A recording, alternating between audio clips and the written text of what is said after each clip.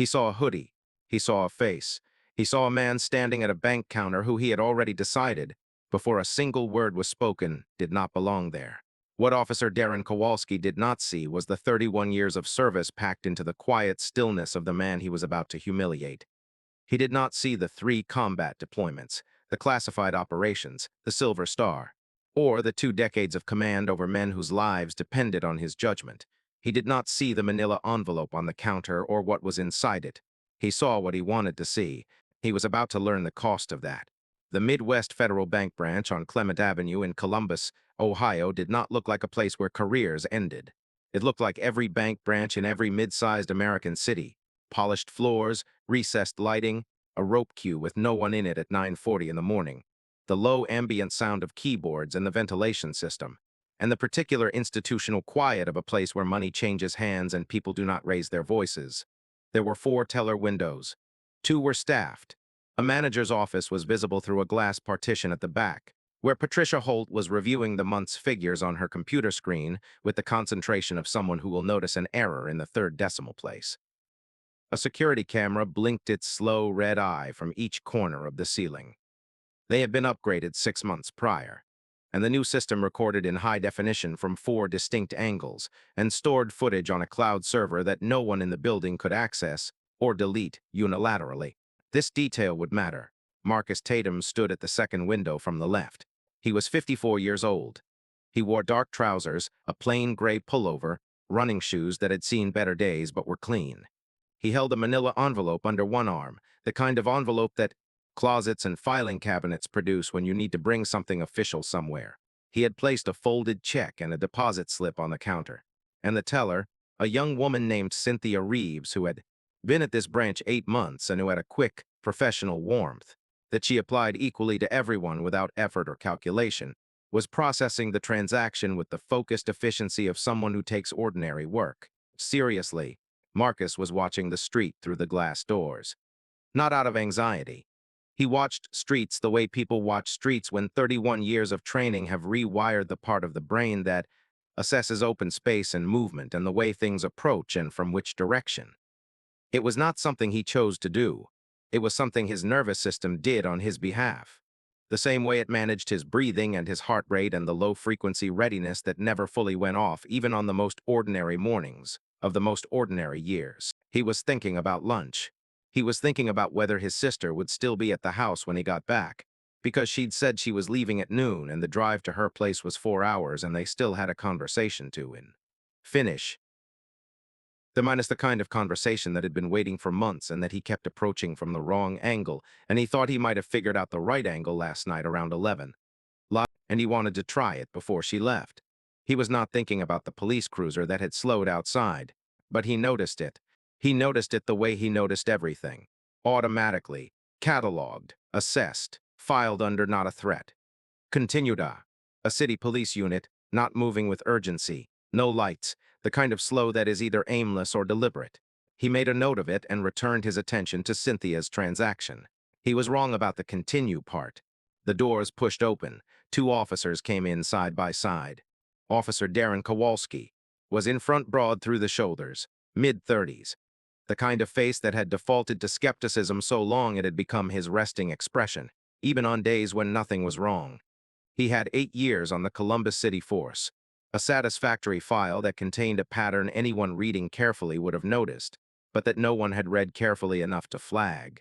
He liked the job for specific reasons that had nothing to do with service, the authority it conferred, the deference it commanded, the way a badge in a room changed the shape of every conversation. He had chosen the job with those reasons in mind, and they had never disappointed him. Behind him, Officer Travis Slade, younger by 5 years, sharp-eyed, quieter, following his partner's lead the way officers follow a senior partner's read when they are still building their own.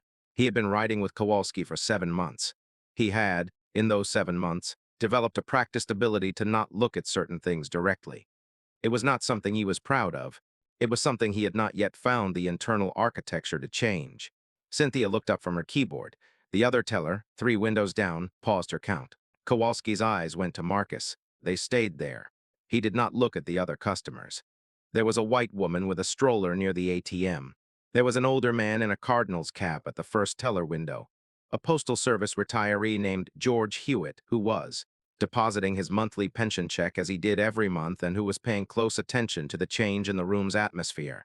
He looked at Marcus. He started walking. "Sir," his voice carried the specific weight of a voice that does not expect to be questioned. "Step away from the counter." Marcus turned. His face was even. His hands were visible, one on the counter, one holding the envelope. He looked at Kowalski the way he looked at everything that came at him, assessing, categorizing, noting. "Is there a problem?" Marcus said. "Step away from the counter and come with me.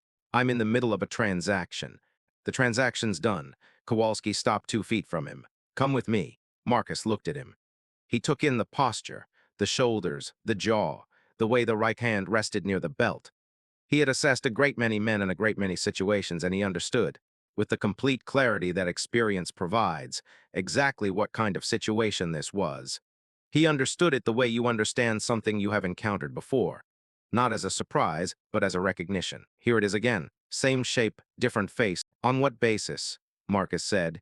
"We received a call," Kowalski said. "Suspicious individual at this location, matching the description of someone we're looking for." "What description?" "Step away from the counter." "I'd like to know what description." Kowalski's jaw tightened. Slade had moved to Marcus's left, bracketing him between the counter and the two officers in the particular geometry of a detainment that is designed to leave no comfortable direction. The bank had gone very quiet. Cynthia's hands had stopped moving over the keyboard. She was watching with the careful expression of someone who does not know what to do and is trying very hard not to make anything worse. Her eyes went to the glass partition at the back of the bank. Patricia Holt had looked up from her computer. In the ATM alcove to the left, Andrea Prentice, a third-grade teacher, here on her planning period to deposit a check she'd been carrying in her purse for 2 weeks, had become absolutely still. Her phone was in her hand. She had not consciously decided to open the camera. Her thumb had made that decision while the rest of her was still assessing whether this was the kind of situation she thought it was. It was. She pressed record. George Hewitt, the retiree at the first window, had turned fully around on his stool. He was 68 years old, and he had spent 30 years as a postal carrier in neighborhoods that had given him a thorough education in what different kinds of trouble looked like. He watched Kowalski, and he watched Marcus, and he felt the specific, sickening recognition of a scene he had seen variations of his entire adult life. He did not leave. Marcus set the envelope on the counter. He placed both hands flat, visible, in the way that a man places both hands flat and visible when he is trying to remove every possible pretext from a situation that does not require any. "I am a customer," he said. "I am completing a deposit. I am not the person you are looking for. You don't know who we're looking for. Tell me. We're asking the questions here." Kowalski moved closer. "I need you to turn around and place your hands behind your back." The older man in the Cardinals cap had gone completely still. The woman with the stroller had taken 3 quiet steps toward the door, but had stopped. She was watching, phone in hand. The particular combination of unable to leave and unable to not. Document that has its own specific character. Marcus did not turn around. "No," he said, not loudly, not as a challenge, as his fact. Kowalski's face flushed. "I am giving you a direct lawful order. You are giving me an order based on a description you won't describe, for a crime you haven't named. In a building where I have been conducting ordinary business for 11 years. Marcus's voice was flat and exact, the voice of a man accustomed to giving briefings in tense rooms, to making his meaning precise under conditions that discourage precision.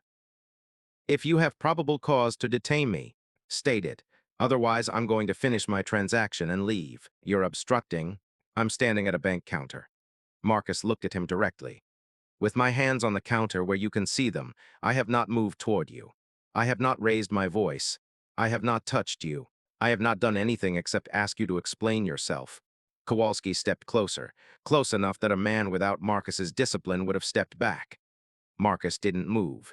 "Last time," Kowalski said low. "You can say it as many times as you like," Marcus said. "The answer doesn't change without probable cause." Something shifted in Kowalski's expression. Not a crack, not a doubt, but something harder. The specific hardening that happens when a man with a badge encounters a man who will not be afraid of the badge and decides that this itself is the problem to be solved. Slade's hand moved to his radio. Kowalski reached for his handcuffs. What happened next took less than 30 seconds and was captured from 4 angles by the bank's security system. Kowalski grabbed Marcus's right wrist.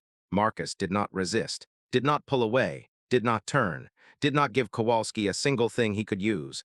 His face remained entirely composed as his arm was pulled behind his back.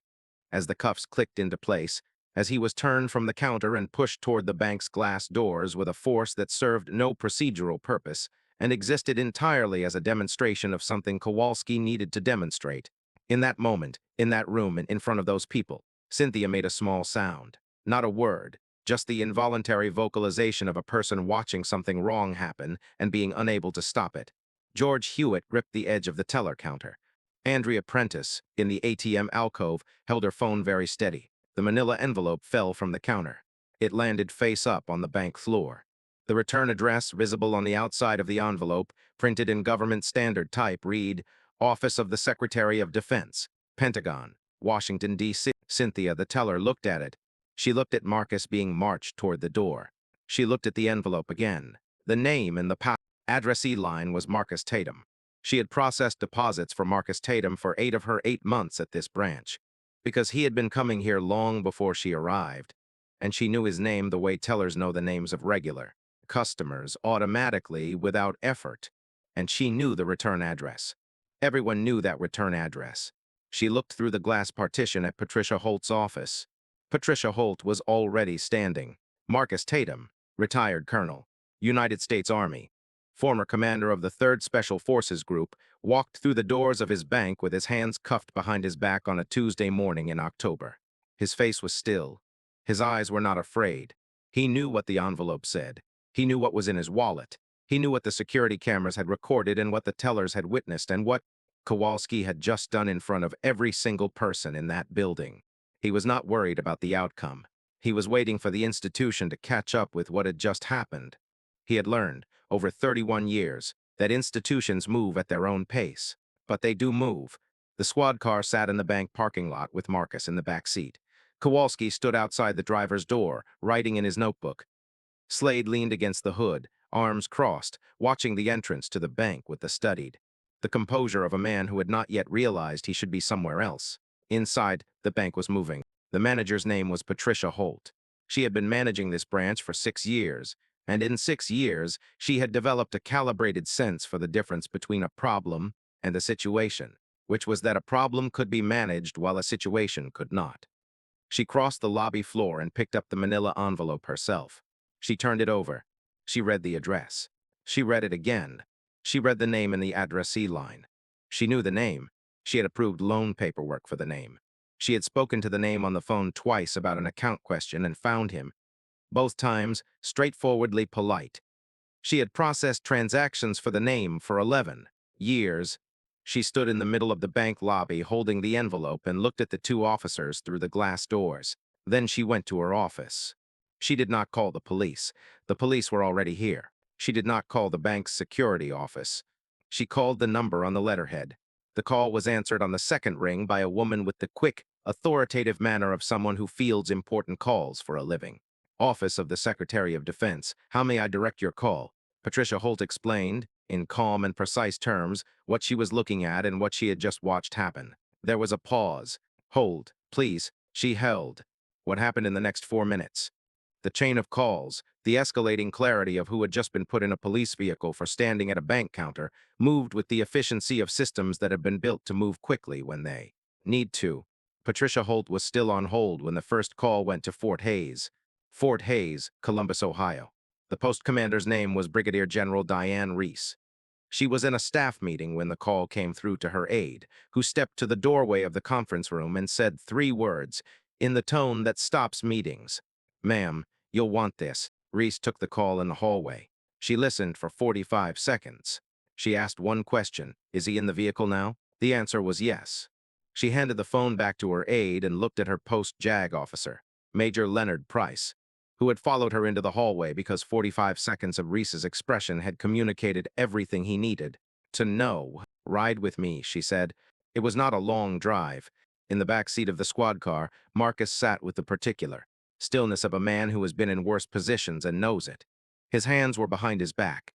His ankles were uncrossed. His breathing was measured and even. He watched the bank entrance through the window, and he thought about his sister, who was going to hear about this before he could call her. And he thought about the conversation he still needed to finish with her. And he thought, not for the first time, not for the 100th time, about the specific arithmetic of being a black man in America, which is that no amount of rank, no number of deployments, no weight of service changes the read from 4 seconds across a parking lot. He was not angry. He had moved past angry at this particular form of arithmetic a long time ago, not because the anger wasn't justified, but because anger required energy that he had learned to spend more precisely. Through the window, he watched the bank's glass front. Cynthia was still at her window, not processing anything. The other teller had left her station. The glass partition to Patricia Holt's office was empty. She had moved. Good, he thought. Kowalski rapped on the window. Sit tight. Marcus looked at him through the glass and said nothing. His expression was the expression he had used in debrief rooms after operations that had not gone well composed. Present, evaluating, giving nothing away. Kowalski went back to his notebook. Slade was on his phone now. His posture was different from what it had been inside. The sharp-eyed alertness had given way to something that looked, from the back seat, like a man who was beginning to understand the shape of what he had participated in and was not entirely comfortable with that shape. He was not looking at the squad car. He was looking at the street. Marcus watched the street through the window on his side. An ordinary Tuesday. A dry cleaner's next door with a spinning sign. 2 women walking past with coffee cups. A delivery van double parked at the corner. The driver stacking boxes on a hand truck with the methodical focus of a man with a route to finish. He had been in this neighborhood for 11 years. He had moved here after his 3rd deployment, after 31 years of moving to where the Army told him to move. And Columbus had been his choice. His sister was 2 hours away, and the city was large enough to be anonymous and small enough to know itself. He had lived on the same street for a decade. He knew the dry cleaner's owner by name. He knew the route the delivery driver used, because it was the same route every Tuesday. He was not a stranger here. He was a man who had been standing at his bank. He exhaled slowly. He had 2 things in his wallet: his driver's license, his retired officer credentials, the common access card, the retired ID, the laminated copy of his service record summary that he carried because he had learned, early in his retirement, that there were situations in which a man needs to show 31 years in one page. He had not been given the opportunity to show any of it. He had stated his name twice, clearly, at normal volume, in an indoor space. He had given Kowalski both opportunities to run the name, to ask a question, to do the minimum amount of investigative work that would have resolved the situation before the cuffs came out. Kowalski had not run the name. He had seen the envelope. Marcus had watched him see it, had watched the eyes go to the return address, to the addressee line, to his face, and back to the notebook, had watched the decision being made in real time, not to investigate, not to verify, but to proceed. That was the thing.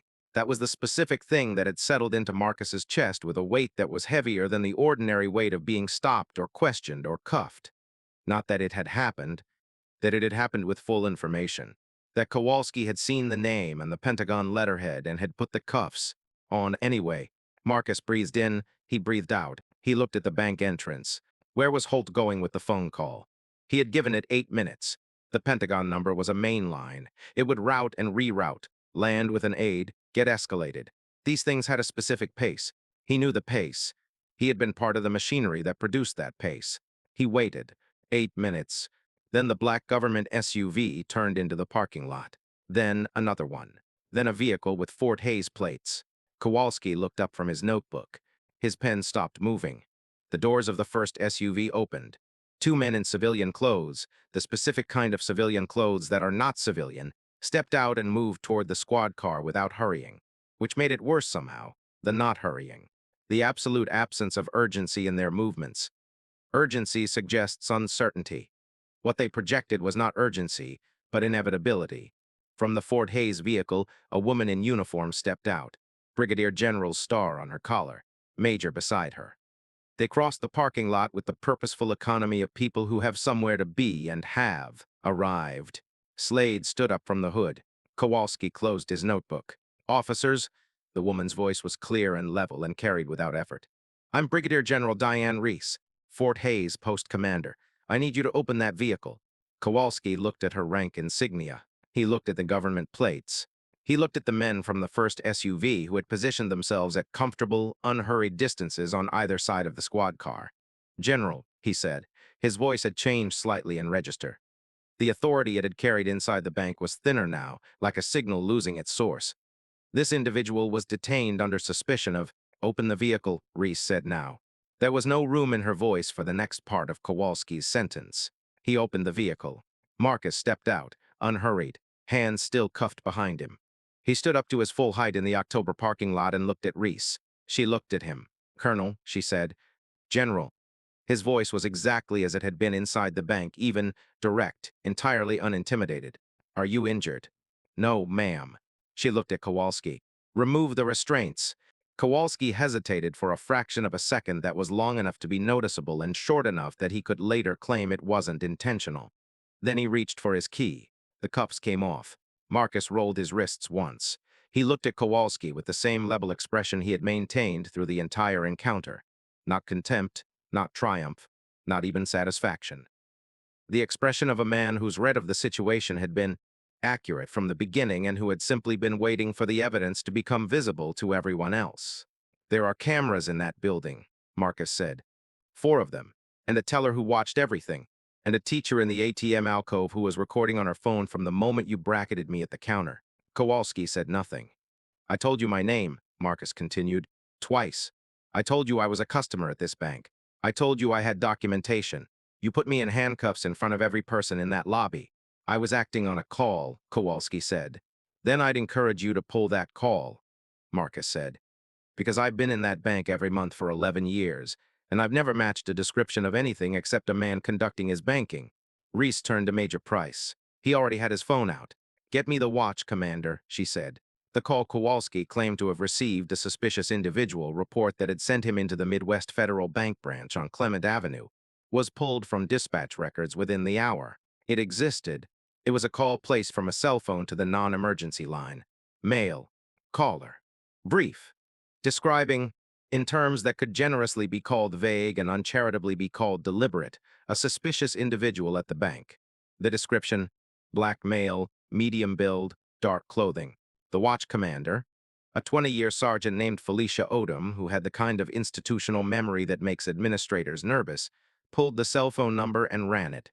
It came back to a number registered to a prepaid carrier, not to a named account, not to an address, to nothing. Sergeant Odom sat with this information for a moment. Then she pulled Kowalski's patrol log for the morning. The dispatch had gone out at 9:31.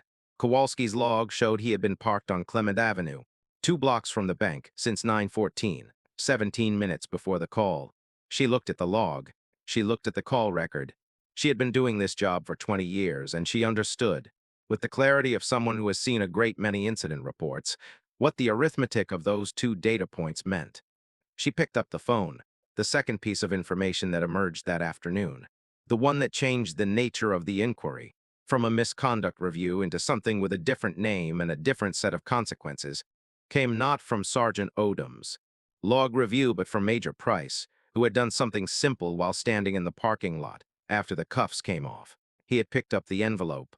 He had read the addressee line.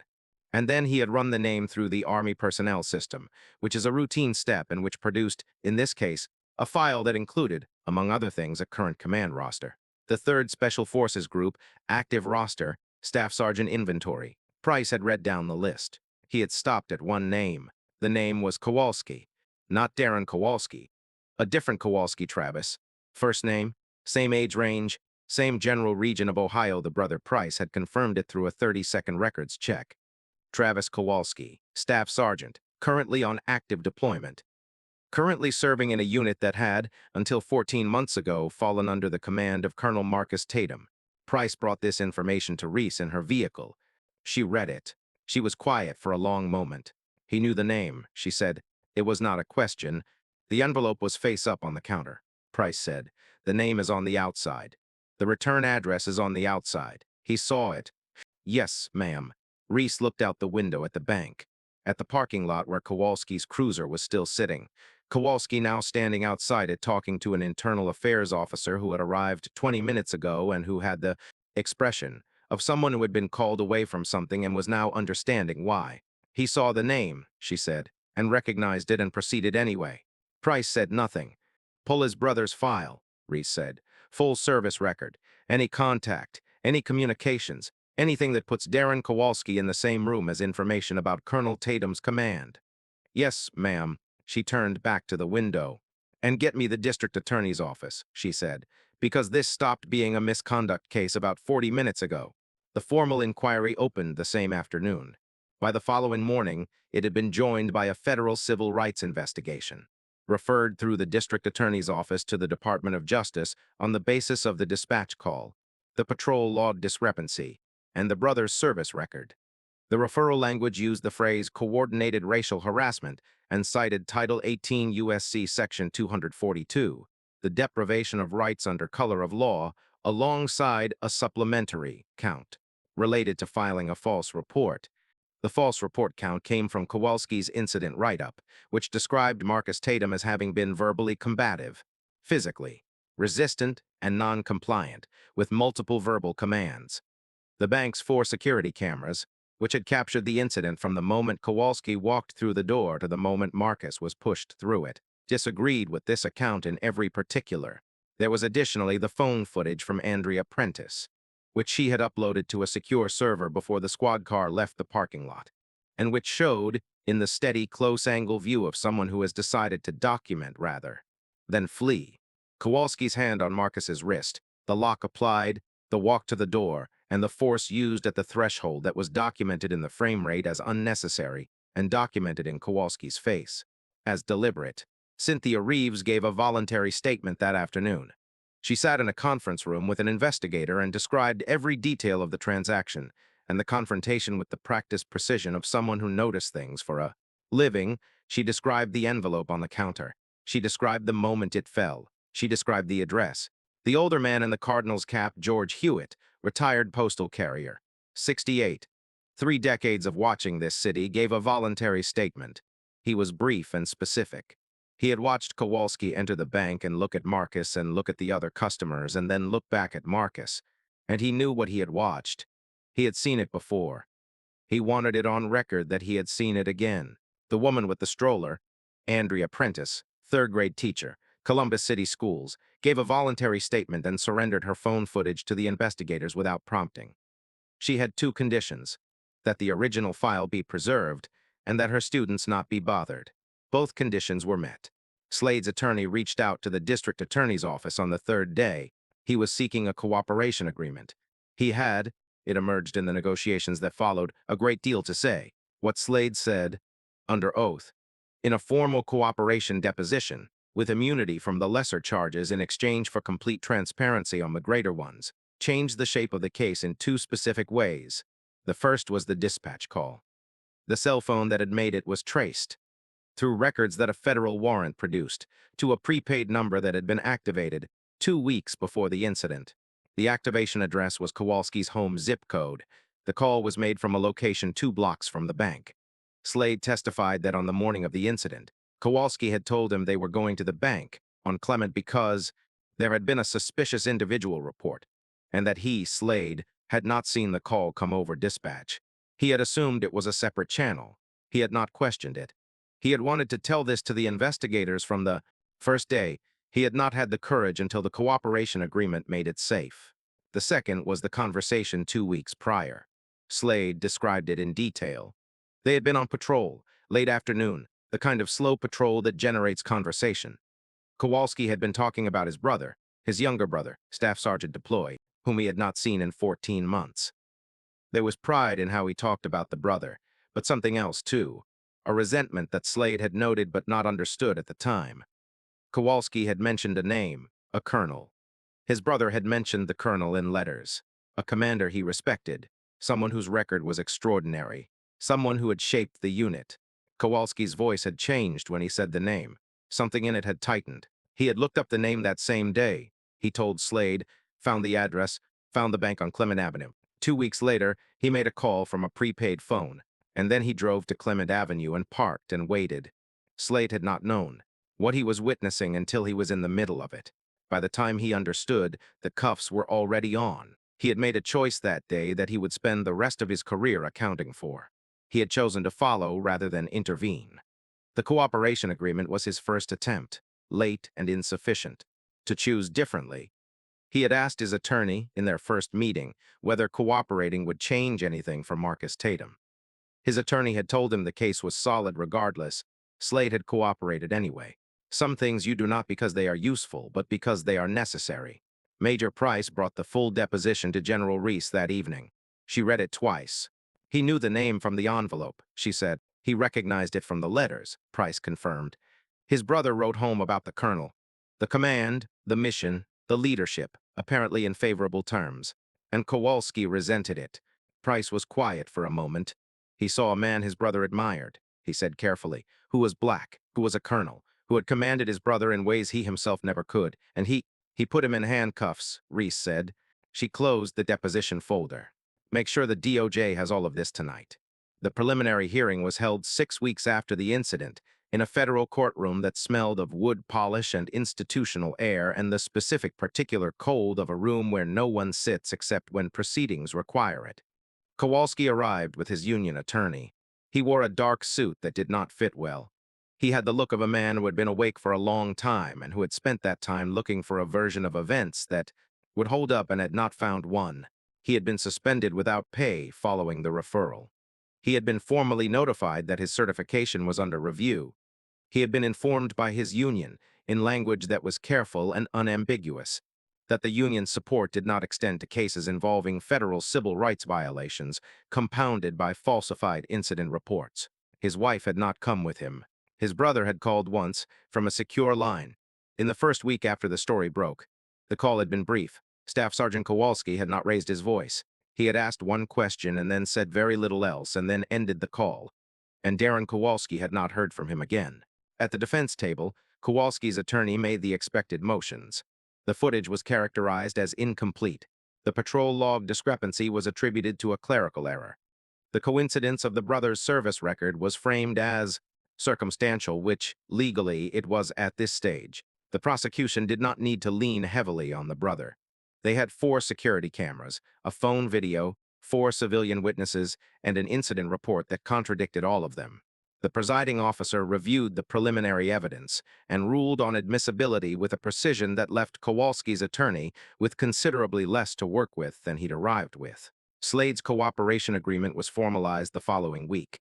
His account, provided under oath and subject to cross-examination, corroborated the footage, identified the origin of the dispatch call as a phone Kowalski carried in his personal vehicle, and described a prior conversation, 2 weeks before the incident, in which Kowalski had expressed, in terms the cooperation agreement quoted in full, his intention to do something about the colonel. The phrase the agreement quoted was specific. The courtroom was quiet when it was read aloud. Marcus Tatum sat in the first row of the gallery. He wore his service dress uniform, not because it was required, not because he was making a point, but because he had been asked by General Reese's office to attend in an official capacity.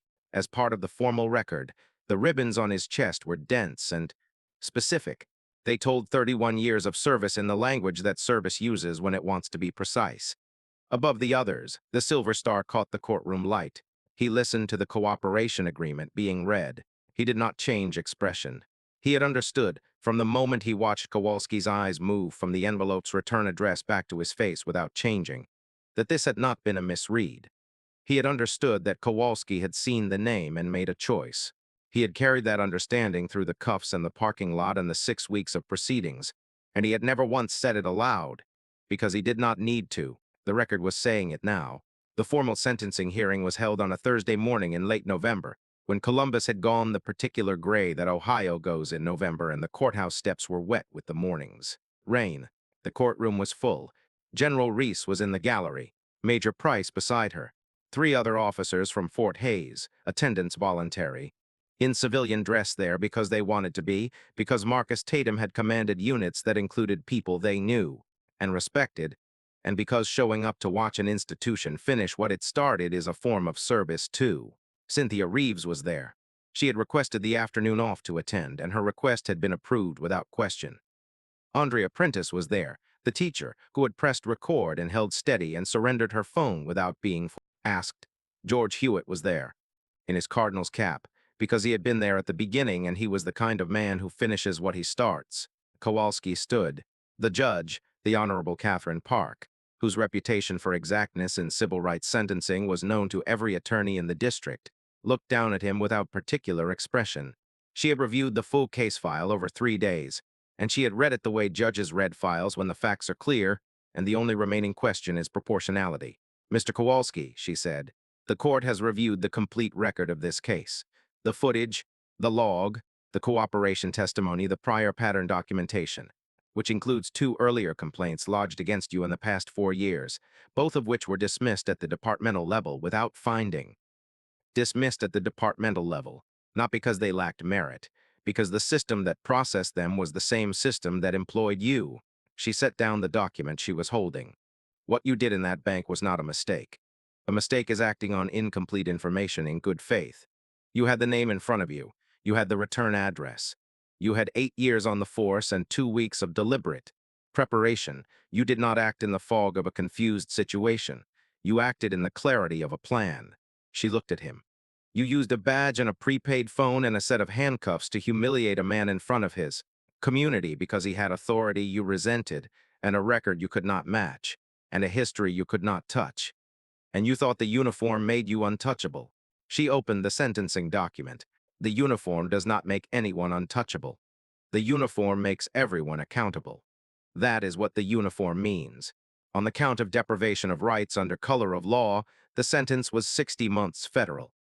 The upper range for a first federal conviction, justified in the sentencing memorandum by the premeditation documented in the dispatch call, records and the patrol log on the false report count, 12 months consecutive. On the civil rights conspiracy count, which the Slade deposition had made possible, 30 months concurrent. Judge Park named the legal charge once, clearly, for the record. She set down the document and picked up her gavel. Mr. Kowalski, you are remanded to the custody of the United States Marshals. The gavel came down. The sound it made was the sound those proceedings always make. Not a gunshot, not a thunderclap. Nothing dramatic. A clean, definitive knock. The sound of a door closing on something that is finished and will not reopen. The marshals moved. Kowalski did not look at the gallery as they walked him to the side door. He had spent the entire proceeding keeping his eyes at a middle distance, focused on nothing, which is one way people avoid seeing the faces of the people they have wronged. He went through the door and it closed and the courtroom let out a collective breath it had been managing for the duration. In the first row, Marcus Tatum sat still for a moment. Then he stood. He buttoned his jacket. He looked at his hands. The hands that had been cuffed in a parking lot on a Tuesday morning while he was thinking about his sister and lunch, and he looked at the room around him, which had done what rooms of that kind are built to do. General Reese came through the gallery rail. "Colonel," she said. "General." He extended his hand and she shook it. "For what it's worth," she said. "It's worth something," he said. He meant it without irony or bitterness. He had learned over 31 years to mean it. They walked out of the courtroom together, into the marble corridor and then through the tall doors and out onto the wet courthouse steps, where November had gone cold and pale, but was, at that particular moment, remarkably clear. The following spring, the Clement Avenue branch of Midwest Federal Bank installed a small plaque near the entrance. It was discreet, institutional in its way.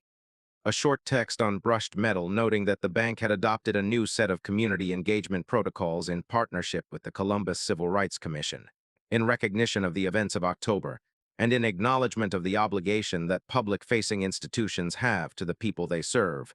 Patricia Holt had advocated for it in meetings over several months against mild institutional resistance, and then prevailing institutional agreement. She had also personally written a letter to Marcus Tatum that fall, 3 weeks after the incident. That had been formal in its opening paragraph and entirely personal in everything after it. She had not expected a reply. She had received one. 2 paragraphs, clear and direct and generous in a way she had not anticipated.